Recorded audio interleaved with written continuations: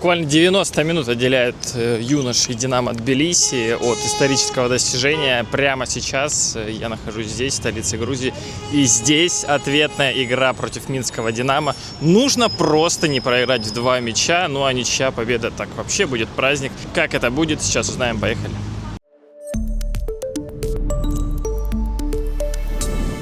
Всем привет, это по-прежнему Сандро, Шотед Медиа. Идем на стадион Динамо. Сегодня, знаете, не хочется лишних слов, хочется просто смотреть футбол. Я видел, что билеты продавались не очень, но хочется верить, что хоть пару тысяч мы сегодня видим, тем более, что дождя нет. И для декабря, очень хорошая погода. Листва где-то опала, но в целом хорошо. Поэтому идем.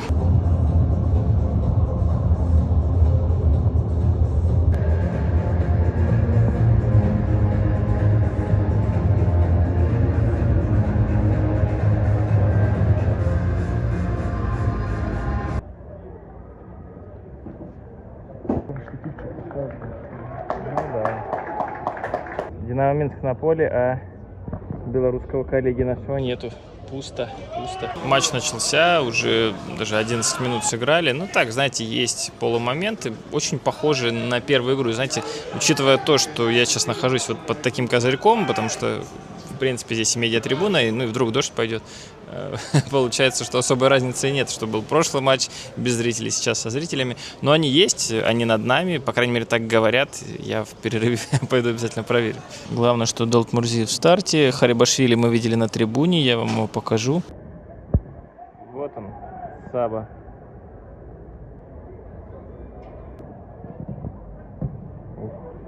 Да, нормально.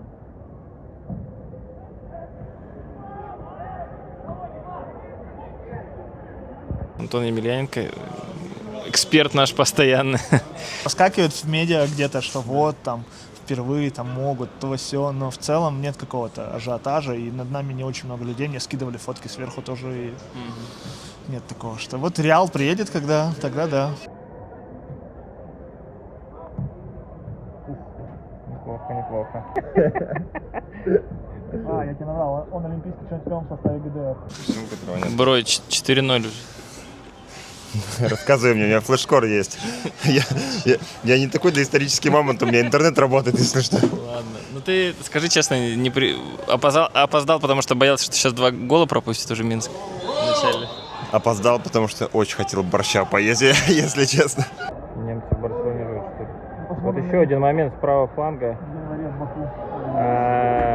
Не так часто ребята из Минска пригоняют в Тбилиси, поэтому это было бы просто некрасиво сюда не приехать. Поэтому я в прошлом видосе сказал, что мы до конца поддерживаем, хоть и с опозданием, но мы поддерживаем точно до конца.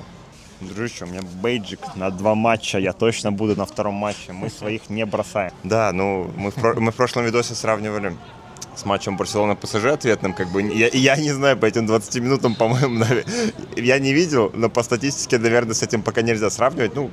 Я в любом случае очень хочу, чтобы вот Минская Динамо 1 гол хотя бы забил, и тогда в целом просто все противостояние будет интереснее. Понятно, что здесь все болеют за Тбилиси, я к этому вопросов никаких абсолютно не имею. 1 гол я в прошлом матче не дождался, хотя бы можно, дальше уже Может быть, тебя снимать не надо просто, ты много снимал. Я могу не снимать, в этом вообще никакой проблемы нет.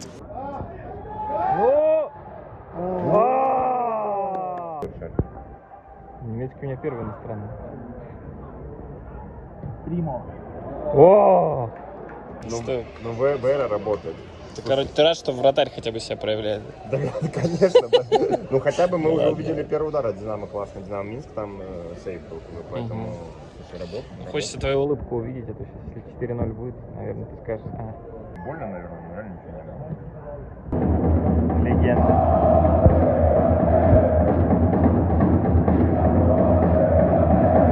0-0 после первого тайма. Наверное, игра скорее скучная, чем живая. Хотелось бы голов и желательно ворота Минска. Пока их нету, в общем-то, неплохо. 0-0 тоже нормально. И при таком результате Динамо Тбилиси проходит дальше. покажу вам второй тайм, конечно. Надеюсь, Сергей из Беларуси нас еще поразвлекает. Вы ставьте лайк, подписывайтесь на канал. Еще впереди много интересного. Сегодня, кстати, финал Кубка Грузии. Я на него идти не планирую, но если что-то интересное будет, обязательно расскажу. И, конечно, Хвича Кварацхелия против Атлетика из Бильбао. Вау-вау-вау, много крутого. Вот видите, я вам говорил, что достаточно, ну, не то чтобы много, но зрители есть наверху, это здесь видно. Сейчас еще пошли горяченького попить, перерыв все-таки. Ну, есть люди. Важный вопрос. Если бы ты мог сейчас оказаться в раздевалке, что бы ты ребятам сказал? Слушай, я бы набрал Ханси Дитеру Флику, он вчера что-то явно хорошее сказал, вот, и Кунде бам-бам, дубль сделал. Возможно, последний такой минский вояж сейчас, да, то есть для ребят, они играют в лиге УЕФА, у них, в принципе, что-то получается, поэтому, мне кажется, надо просто раскрепоститься по-хорошему. То есть вот мне что в первом тайме очень понравилось, чего не хватало во втором тайме прошлого матча, это то, что толкаются, борются, физуха, то есть антропометрия — это самые сильные стороны сейчас у белорусов, и объективно им нужно бороться, им нужно навязывать эту игру. Знаешь, такой матч, где вот, ну, все-таки решит, кто первый забьет. Чем закончится? Смотри, как продрался, а? Ой-ой-ой-ой-ой, ну какая-то драма будет сейчас. Вот вы слышите болельщиков, которые все-таки есть сегодня, их может быть не так много, но вот здесь на пенальти. Чо-чо-швили.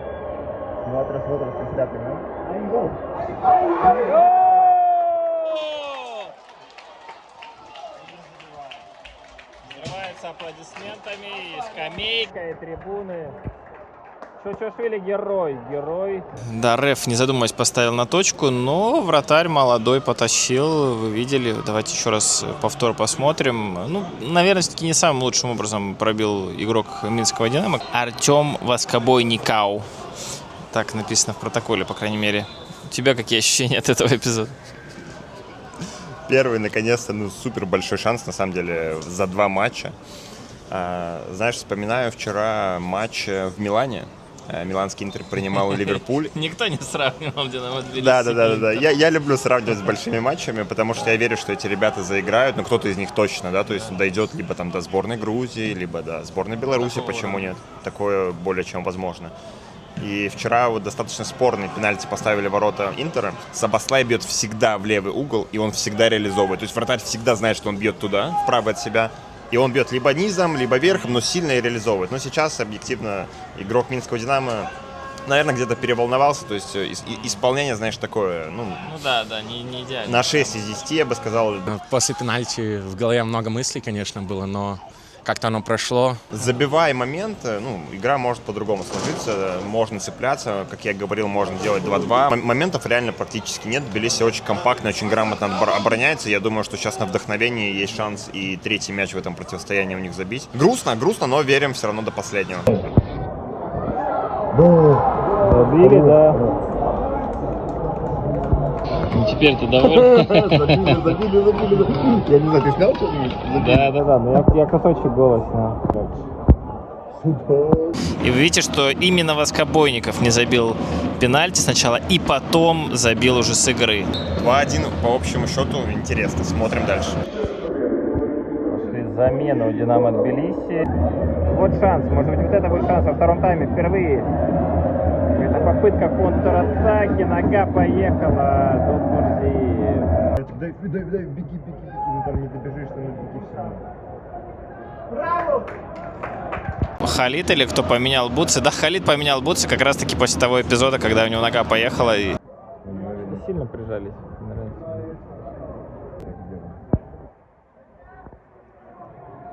Да, прессингует Минск, атакует Минск, создает моменты раз за разом.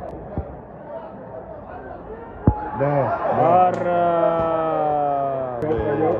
Все, подожди. Ваня 2-2. Какого-то вообще штыряза толкали 2-2. Что, теперь ты комментируй. Слушай, ну, ошибка вратаря, наверное, да, то есть, потому что что-то очень странное залетело, объективно. Знаешь, мы сколько смотрели, как Тбилиси в первом матче все блокировало, ну, буквально вообще до ворот ничего не доходило. Ты сам, наверное, говорил недавно, там пару минут видео, что насел Динамо Минск, вот, очень много моментов, и ты сам сказал, что либо забьет Тбилиси, либо забьет Динамо Минск. Есть характер, есть сила, абсолютно неочевидный гол забили, гол не пахнет. Ну, драма уже, как по мне, так случилась. Вот чем она закончится, это, конечно, вопрос. Я не могу ручаться, что это специально сделано, но, знаешь, такой вот в Динамо Минск сейчас, уже мы, исходя из того, что на поле происходит, я вижу такой максимально кубковый подход вот именно двухматчевый, потому что мы с Лудогорцем что-то подобное наблюдали, где вот последний, четвертый тайм, ну просто, и, ну, последний гол точно там в конце забили, возможно, там предпоследний тоже где-то там во втором тайме именно второго матча. И сейчас тоже потрясающий второй тайм, и есть шансы забить и третий гол, поэтому... В действительности 3 тайма Динаминск присматривался, сейчас как бы уже наседает и очень опасно, 2-0 ведут, как бы, и большой шанс на самом деле третий забить. Вот, возможно, последний шанс забить в основное время в этом матче.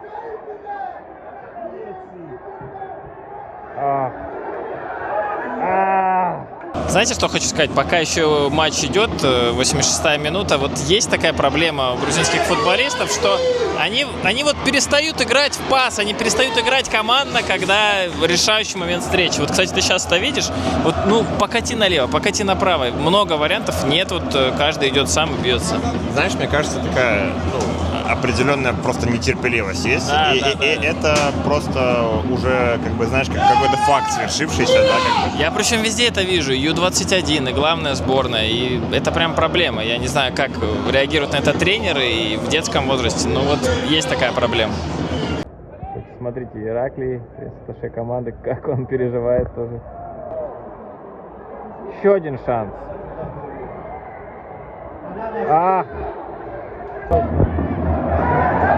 Нет, уже хотят пенальти грузинские болельщики, но пока нет. Будет или нет Динамо Тбилиси. 90-я минута уже, но тут уже умело обороняется Минск. Ой-ой-ой-ой-ой-ой.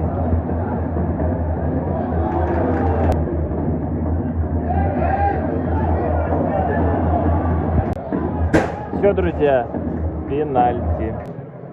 Так, вот, видимо, важная речь сейчас. Да, скажет, что если бы не он, этой серии бы и не было, сейчас он может стать героем. Короче, лайв, пенальти. Одна камера будет снимать непосредственно удары, а другая наши эмоции. Вот, всем привет. Салют, Смотрим. салют. Этот парень сейчас будет за Минск болеть, не бейте его. Ну, так уж получилось. Главное, чтобы я живым выехал с этого стадиона, если Динамо Минск выиграет. Это же Грузия, все в порядке. Гостеприимный народ. Я смеюсь. Ну, пошли сейчас корреспонденты, вот на ваших экранах видите, дети побежали с мячами, хотят быстро доставлять. Ну, знаете, мне это что напоминает? Тут было 2 легендарных серии пенальти за последние годы. Это вот в марте 2024 года, вы помните, когда Грузия попала на чемпионат Европы, и молодежные Евро против сборной Израиля, когда Грузия проиграла. Поэтому пока 1-1. Пока не вижу, какой номер бьет, но болельщики постепенно перемещаются. Удар и гол! Халид Долгмурзиев, 1-0. Волнуешься? Я волнуюсь, слушай, ну, тем более Динамо Минск уже один пенальти не забил сегодня, вот поэтому ждем новый. Смотрите, как схватились за голову все. И тут уже ломают трибуны. Обидно, потому что вратарь потащил, выскочил. Кто-то на коленях там. Ну, короче, эмоций море. Смотрим. И, кстати, вратарь тоже смотрит этот удар. Похож на стиль Витиньи. Но, кажется, перемудрил, как и Витинья часто не забивает таким образом. И здесь тоже не получилось. 18 номер это был Лазар Натенадзе. Это футболист, который вышел на замену.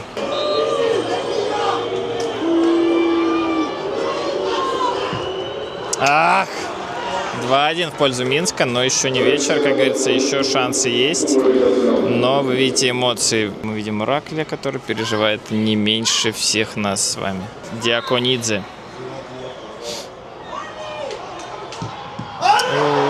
Ара-ра-ра-ра. Что, ты доволен? Слушай, я столько серий пенальти уже видел, ждем просто до конца. Ладно. В принципе, да. В сериях пенальти разные будут. Вот если он сейчас забьет, ну это уже будет заявочка, конечно. Может быть, в Тбилиси им понравится. Ну, посмотрим, еще не вечер. Вот насколько уверенно исполняет. Уже 3-1. И 4 удара осталось максимум. Это ж... Итак, смотрим. Возможно, решающий удар. Нет. Надежда осталась. Надежда осталась. Ну, нужно теперь, чтобы Минск 2 запорол. Не просто будет. Нам такого не нужно, если честно. Запорят 2 или нет? Друзья, поставьте лайк, и может получится. Помните историю с колдуном, который был в какой-то африканской сборной? Да, чьи-то сейчас кричат имя вратаря Динамо Тбилиси. Ну, может быть, это поможет. Фух. Ну, или что нога поедет. Ну, вдруг поедет нога, и футбольный бог так распорядится. Нет, не поехала нога, и Минск проходит дальше. Динамо Минск едет дальше. Я очень рад. Ну, разбиты, конечно, футболисты Динамо Тбилиси. Что скажешь? Слушай, Единственный довольный человек на этом стадионе. вот с меня все смеялись после прошлого матча, когда я говорил, что противостояние из 2 матчей состоит, и Динамо и с Лудогорцем показало, что в целом они могут обыгрывать сильных соперников. Давление большое, учитывая, что 2 матча в Тбилиси проходило, и для местного Динамо здесь, конечно, проще гораздо играть, тем более стадион такой легендарный, он тоже давит определенным образом, поэтому после первого матча такая, знаешь, вот просто надежда, наверное, оставалась, потому что, ну, плохо шла игра. Вот. Потрясающий матч, на самом деле, от ребят из Минского Динамо. Не забили пенальти, затем Артем Воскобойников 1+1 делает. Я думаю, именно с ним имеет смысл поговорить. Если говоря о Динамо Тбилиси, наверное, где-то какого-то хладнокровия, чуть терпения не хватило, потому что такие матчи обычно все-таки в противостояниях можно где-то засушить, можно где-то время потянуть, это нормально, тем более, что дальше ты можешь попасть там на Тоттенхэм и другие там топовые команды. Наверное, вот концовка, знаешь, не получился навал, очень много спешки, быстрые удары. Динамо Минск выиграла практически всю верховую борьбу. В целом, наверное, чуть более хладнокровнее было и больше силы, наверное, рассчитала, я так скажу. Я, сколько помню, вот всегда, когда сборная Бразилии на чемпионатах мира бьет серию пенальти, я знаю, что, ну, они вот со своими вот этими пижонствами, ну, к сожалению, это не всегда как бы помогает. Вот Динамо Минск просто подошло, пробило, как бы вот, и где-то чуть, наверное, вот этого хладнокровия тоже не хватило. Блин, я очень рад, а Динамо Тбилиси мне тоже супер понравился. Коротко, кого хочешь в сопернике Динамо Минск? Давай, пускай будет Париж. В пятницу узнаем. Пойдем.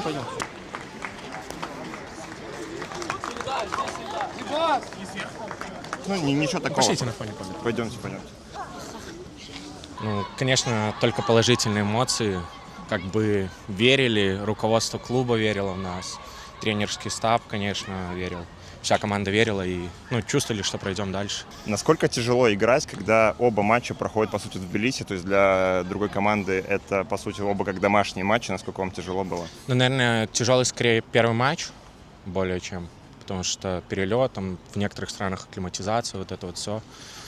А так, ко второму матчу уже, как видите, акклиматизировались и намного проще играть. Ты сегодня чуть ли не главный герой матча. У тебя сегодня и пенальти был, да, там не удалось его реализовать, потом гол и пас был. Что вообще чувствовал в эти моменты? Как вообще удалось вот себя, когда пенальти не забил, перебороть и дальше пойти забивать? Честно, после пенальти в голове много мыслей, конечно, было, но как-то оно прошло, все, вернулся в игру. Потом вижу там наш Влад Кибак с бровки дает мне передачу, вижу зону, открываюсь, получаю, бью в дальний и все. И также вторую передачу, точнее первую, когда голевой второй гол мы забивали, нашел Леху Жечка левой ногой. И все сделали. Вернулись в игру.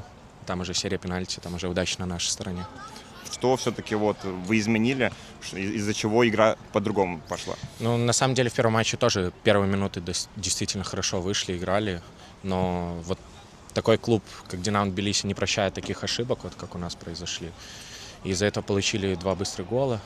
Действительно, и сложно уже было вернуться в игру, и самое главное в том матче было это не пропустить больше, с чем мы исправились. Но мы, в принципе, и вот ждали от них, то, что будут они действовать либо первым номером, либо дадут нам инициативу во втором матче. Как сложилось, так сложилось. Серия пенальти с вашей стороны просто шикарная, все моменты реализовали. Вообще, какие эмоции были перед серией и после серии? Ну, честно, было и такое ощущение, что все пойдет как надо, потому что вот матч так сложился, и Спасибо вратарю нашему. Вот хотел спросить, как вообще Тбилиси и как вы проводили? То есть вы все это время здесь находились, в Тбилиси, тренировались на этом стадионе или как вот это время проходило? Мы прилетели, у нас была предыгровая чисто тренировка перед первой игрой. Потренировались на этом поле, но игра была. А так, остальные тренировки на базе команды тренировались. И только предыгровые на этом поле. Ну, конечно, стадион, атмосфера прекрасная, поле тоже прекрасное, все отлично. А так команда, ну, действительно очень сильная, крепкий подбор игроков, очень хорошие, техничные игроки. А кто запомнился? Может? Нападающий 9 номер, левый, по-моему, 11 и левый защитник. Вот, наверное, тройка лучших из всей команды. Ну так, по городу погуляли, в Хинкальни зашли. Так. А так, ну, красивый город на самом деле. Скажи, вообще ты когда последнее интервью брал? Слушай, мне кажется... Вы, значит, второй матч выигрываете, первый проигрываете, все. Получается так. Второй, все. Второй хорошо идет. Чисто один тайм играет команда. Бомба получается второй матч. Второй, да. Слушай, когда я брал последний раз интервью, если честно, даже не вспомню, наверное, ну, в 2021 году вот я, наверное, где-то журналистом активно перестал работать, вот, и я очень кайфанул, если честно, знаешь, все, короче, знаешь, оно как-то все закольцовано. В общем, знаешь, скилл не потеряешь, скажем так. Да, но мне кажется, действительно, вот, знаешь, я тут, честно говоря, ни разу еще не стоял вот здесь, и действительно атмосферный стадион, даже без зрителей. Я не представляю, когда он заполнен, это что-то... Шикарный стадион. Да, я надеюсь, что не снесут его, ничего с ним плохого не будет, потому что действительно это история, и хочется больше памятных матчей здесь. И, ну, наверное, давай на этом заканчивать. Спасибо Всем за просмотр. спасибо. Да. До побольшения. Да. Вот, друзья, помните, Мамука Кварцхелия нам рассказывал про стадион 30-х годов, который назывался стадион имени Берия, и вот это то, что еще осталось с тех времен. Видите? История.